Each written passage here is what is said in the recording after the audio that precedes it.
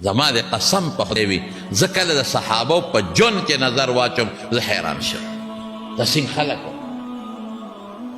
صحابه کم خلک موږ خو د مال او د دولت د لاسه وشلیدو او د مال او دولت تباه و برباد کړو خدای پاک یې رانه هېر کړی دی الهاکم التکاثر قرآن کې الله فرمایي بچی مې ډېري زامن مې ډېره بنگلې ډېرې موټرې چې ډېرې شي پلاټونه مې ډېر شي بنگلې مې ډېرې شي کارخانې مې ډېرې شي جایداد مې ډېر شي لګیا دی لګیا دی لګیا دی چې ښه ډېر شي ښه ډېر شي ښه ډېر شي ډېر شي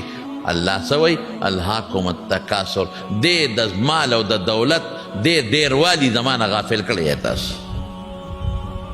خدای پیر دې زمانه الله یې تاسو نه یادم تاسو خو ډېر ښه خلک دی من حیث العموم خبره کوم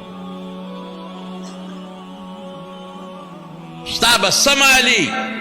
دونه موټرګې دې شوې دې پټینې غوندې موټرګې نو چې په لاره ځې نو ټوپی دې پخکرې ښودي غوږ سره یې جنګېږي او څادر دې په دې ترخ کې په اوړي کې مرستي او په دې بله اوږه دې اچولي او مټې به وې خپې بار تیرته کې لکه ماشوم چې چا سنت کړي او خپې هر تیرتې روان سنت کړي په شان هر تیرتې خپې وړی چې زه یم خو یم ته بس یې مړه لرې شه د سپې موته دې وګوره او د باټینګن پوزې ته دې وګوره او د تور مخ ته دې وګوره ما له خندا راشي په داسې سړي پسې چې دا په لاره ځي او دا مټې وایي او د اوږې نیغې نیغې کوي ته څه شی یې سار د غسلخانه کې څه کړي دي د هغه بین د لاسه خو د ښځه ځان پسې وربند کې اګزاست ولګوي چې په ښځه مې بین ولګي او غسلخانه کې به دې څومره دماکې کړي څومره ټیزونه به دې چولي ته کبر کې لوی کې کبر او لوی د خدای ډېره بدي شي مټې به نه راکاږې لا تمشي فی الارض مرحا الله وایي کبر سره غرور سره تلل به نه کوې چې مټې وی انک لن تخرق الارض ولن تبلغ الجبال طولا نه ځمکه شلولی شي نه اسمان ته سر رسولی شي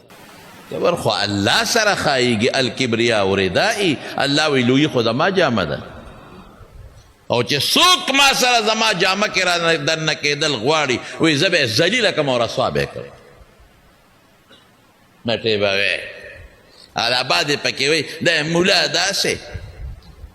دا ملا صاحب او دا ملا صاحب او دا ملا صاحب مړه خدای ته وګوره لرې شه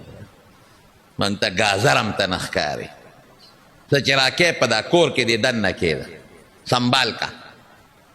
مولا پسې خبرې کې ځانه د یو لوی لاټي برنس جوړ کړی دی او ځانه د لوی شی جوړ کړی دی مدرسو پسې به خبرې کې یہ توڑے ہے دا لګي دي اپنا یہ بناتے ہیں نوې مدرسې جوړه سکولونه لږ دي ولې جوړوي ډېره خو سم په خدای خلک کم خوا لاړل کوم طرف دا خلک سر دی ګیرې پسې دوی خبرې کوي د رسول الله مبارک د چا نقشه ده شوق سره ووایه ټول ووایه صلی الله علیه وسلم ګیره خو زما د پاک پیغمبر نقشه ده ته د پاک پیغمبر نقشې پورې ټوکې کوې بېوقوفه ته څنګه مسلمان او مدرسه خو د صفې د پیغمبر مبارک د صفې نقشه ده د صفې مشر څوک و شیخ الحدیث اوس ورته شیخ الحدیث وایي هغه زمانه کې دا نومونه نو اوس ورته شیخ التفسیر وایي هغه زمانه کې دا نومونه نو اوس د مدرسې مشر ته محتمم وایي دا نومونه نو د صفې محتمم شیخ الحدیث شیخ التفسیر او د حافظ او د تجوید ښودونکي څوک و محمد مصطفی صلی الله علیه وسلم دا مدرسه خو د هغې لور ده دا خو د هغې شاخ دی ته د پیغمبر په مدرسه چې هغې کې د هغه دین ښودلی کېږي او قرآن او سنت ښودلی کېږي د هغې پورې ټوقې کې ایمان د کې وي نو راشه د مدرسې دیوالونه ښکل کا ایمان د کې وي د پیغمبر ګیره پرېږده ایمان در کې وي راشه د پیغمبر د پټکي والا قدر وکړه ایمان در کې وي د پیغمبر نقشې والا قدر وکړه که ځان ته مسلمان وي دین ته به سپک نه ګورې او چې دین ته سپک وکتل د دین مرکز ته سپک وکتل نو ته بیا تشه گازر و مولی یې دننه تش بوتل یې بوتل